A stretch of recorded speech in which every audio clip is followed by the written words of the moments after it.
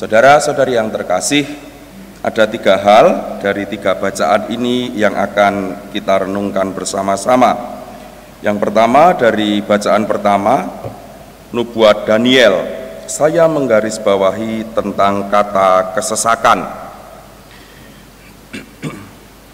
Suatu ketika saya entah kenapa sangat ingin makan ketoprak. Di Bandung, saya melihat di salah satu jalan ada warung pinggir jalan ketoprak. Lalu saya bergegas ke sana, terus saya beli.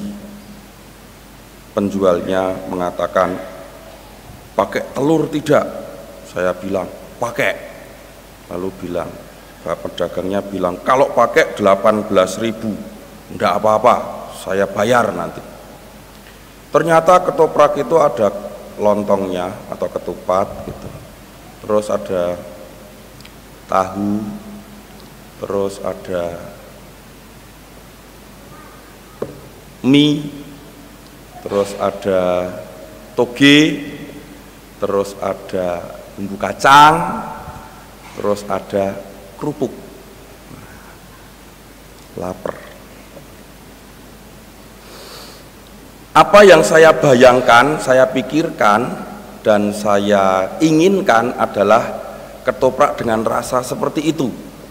Tetapi ketika jajan di situ, setelah disediakan, terus saya makan, rasanya itu asin. Jadi bumbunya asin, kemudian telur dadarnya juga asin gitu ya.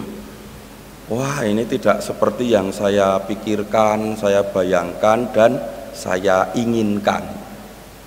Tapi ya sudah, saya sudah memutuskan membeli di situ, ya saya habiskan. Masa enggak jadi saya habiskan? Habis, betul habis. Tapi asin, enggak enak bagi saya. Tapi habis, tapi asin, tapi habis. Nah, tapi asin, nah, panjang ya nanti. Ya,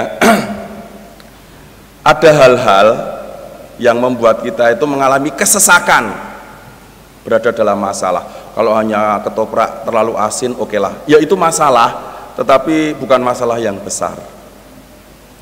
Dalam bacaan yang pertama tadi dikatakan akan ada suatu waktu kesesakan yang besar.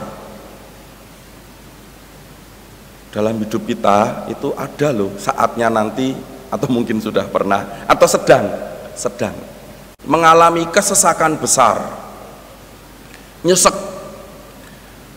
Tapi intinya adalah kesulitan hidup atau masalah-masalah atau kesesakan tadi, intinya itu karena tidak sinkron antara apa yang kita pikir, kita bayangkan, yang kita inginkan dengan kenyataan. Saya itu membayangkan ketoprak itu kayak gitu. Saya bayangkan begitu. Yang saya inginkan yang seperti itu gitu. Begitu dicicip, kenyataannya tidak seperti yang saya bayangkan. Nah, kita akan mengalami kesesakan dan bisa besar ketika apa yang kita bayangkan, kita pikirkan, kita inginkan, kita cita-citakan tidak sesuai kenyataan. Dan ini bisa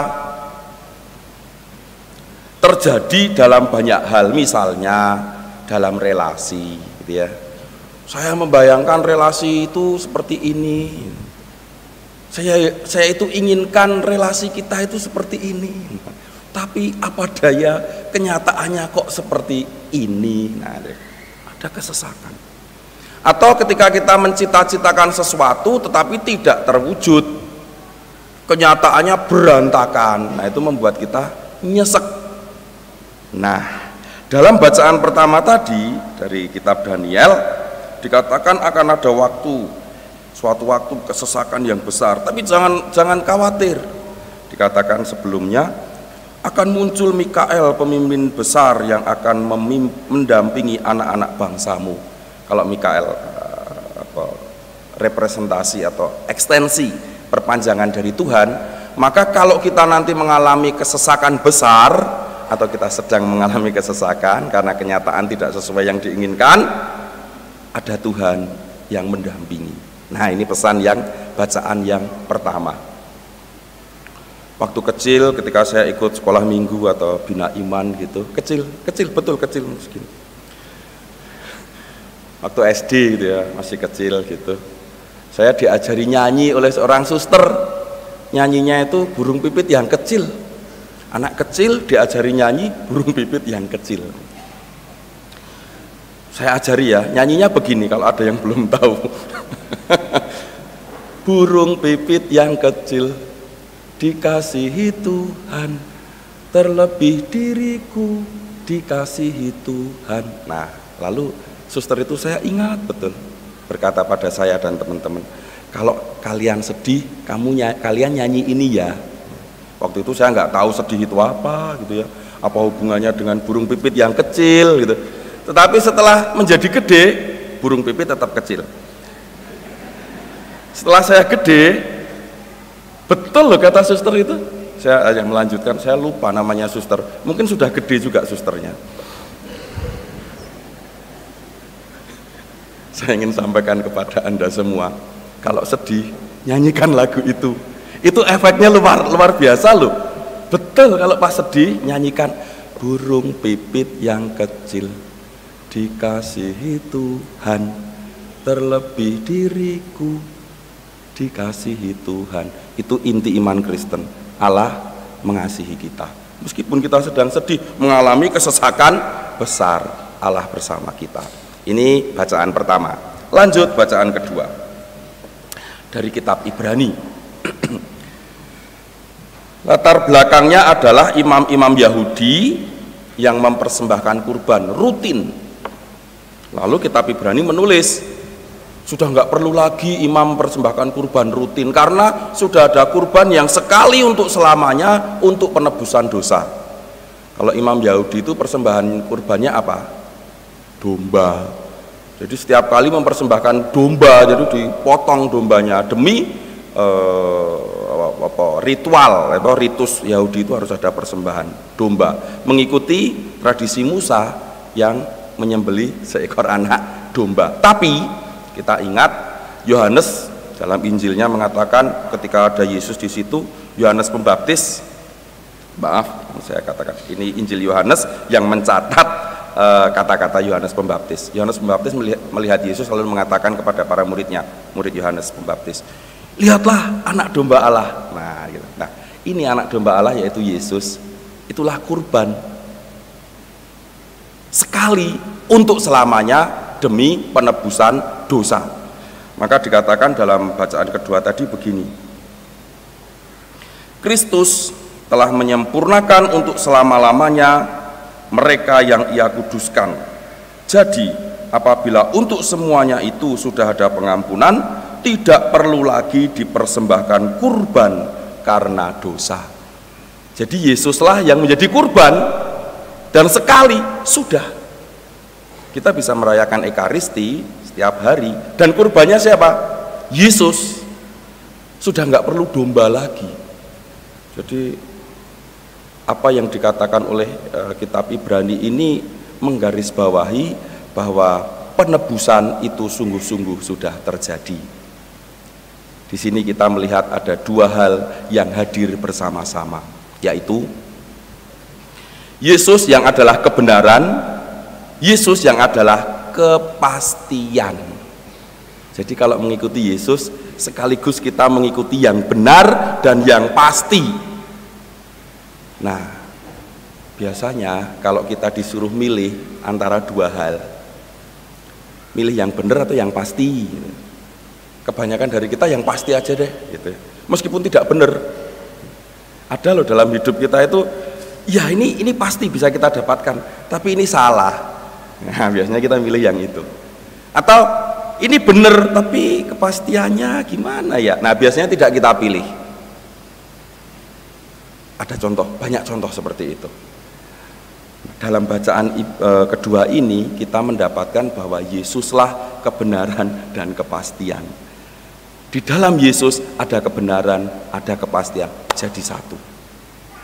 Maka kalau kita mengikuti Yesus, nah kita sudah berada pada jalan yang benar dan yang pasti. Meskipun ketika kita menjalani itu ada banyak hal-hal yang membuat kita tuh bertanya-tanya lagi, apakah ini ya, kok susah ya ngikuti Yesus ya, kalau mau yang benar kok jadi begini ya, dan seterusnya dan seterusnya. Seperti halnya umat Israel ketika keluar dari tanah Mesir menuju tanah terjanji di Kanaan, sudah pasti itu nanti dibimbing Tuhan sampai Kanaan, tapi dalam perjalanan ya lapar, ya haus, bertengkar di antara mereka. Itulah peziarah iman. Yesus menyatukan itu. Di dalam Yesus ada kebenaran dan kepastian, tidak ragu lagi. Lanjut, bacaan Injil. Saya mau menggarisbawahi perintah Yesus. Ini imperatif ya. Tariklah pelajaran dari perumpamaan tentang pohon ara. Kalau ranting-rantingnya melembut dan mulai bertunas, kamu tahu bahwa musim panas sudah dekat. Kalau dalam bacaan pertama, Allah yang bertindak. Oke, kamu nanti akan mengalami kesesakan, tapi aku akan ada bersamamu. Itu Allah yang bertindak. Yang kedua, kurban yang setiap saat dibuat oleh imam-imam Yahudi saat itu sudah selesai. Sekaranglah terjadi penebusan, yaitu karena Yesus yang adalah kurban itu sendiri. Ini dari pihak Allah. Jadi yang pertama dan kedua, tindakan Allah. Nah, bacaan Injil ini mengandaikan kita yang bertindak. Maka Yesus mengatakan, tariklah pelajaran dari perumpamaan tentang pohon ara. Kalau sudah bertunas berarti musim panas. Di sini kita diminta oleh Tuhan, karena Tuhan sudah bertindak terus-menerus untuk hidup kita, kita diminta untuk mengerti tanda-tanda zaman. Kita diminta untuk merasakan penyertaan Allah. Kita diminta untuk mengalami bahwa Allah sudah bertindak. Jadi nanti ada kerjasama antara Allah yang memang sudah bertindak dan kita yang mengalami tindakan Allah itu. Kalau Allah bertindak terus itu ya, mengasihi kita, tapi kita nggak merasakan itu kan bertepuk sebelah tangan. Itu cinta yang bertepuk sebelah tangan. Ada lagunya itu. Lagunya begini, cinta bertepuk sebelah tangan. Burung pipit yang kecil dikasihi Tuhan, terlebih diriku dikasihi Tuhan. Itu bukan lagu cinta bertepuk sebelah tangan. Ya. Kita harus tidak bertepuk sebelah tangan. Kalau Tuhan sudah bertindak, ayo kita rasakan itu. Bagaimana caranya? Caranya adalah kita mencermati, mensyukuri, merasakan karya Allah dalam hidup kita. Merasakan itu. Oh, Allah mengasihiku. Betul, Allah mengasihi. Melalui apa? Ini loh pengalaman ini, Allah mengasihi. Di sini aku bersyukur. Di sini aku memuji. Di sini aku betul-betul merasakan kasih Allah, maka aku akan memberikan kepada Allah apa yang terbaik. Saudara-saudari yang terkasih, kalau kita sanggup, terbiasa, terlatih untuk merasakan kasih Allah, lama-lama banyak hal menjadi alasan kita untuk bersyukur. Kalau kita terbiasa merasakan kasih Allah, lama-lama kita mudah mencari alasan untuk bersyukur. Dan kalau kita mudah mencari alasan bersyukur, kita happy. Karena orang tidak happy itu biasanya kalau tidak bisa bersyukur. Punya banyak hal tapi kok sedih. Nah, kita memiliki banyak hal, meraih banyak hal tapi kok tetap sedih. Jangan-jangan kita tidak punya cara untuk bersyukur. Dan supaya kita bersyukur, ya kita merasakan kasih Allah itu. Dan itu butuh waktu khusus. Apa itu? Berdoa pribadi. Oh iya ya, ternyata Tuhan telah banyak berbuat baik padaku. Terakhir, kesimpulan. Yang pertama, kalau kita mengalami kesesakan,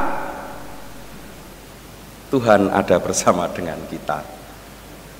Kalau kita mengalami kesesakan besar, nyanyikanlah lagu Burung Pipit yang Kecil. Yang kedua, Tuhanlah yang memberikan kepada kita kebenaran dan kepastian. Mengikuti Tuhan Yesus adalah mengikuti yang benar dan yang pasti. Yang ketiga, kesimpulannya, kita diminta untuk merasakan kasih Allah, mengalami tindakan-tindakan Allah. Kalau kita mengalami itu, kita punya alasan bersyukur, dan kalau kita punya alasan bersyukur, hidup kita itu bermakna dan kita happy. Mari kita hening sejenak.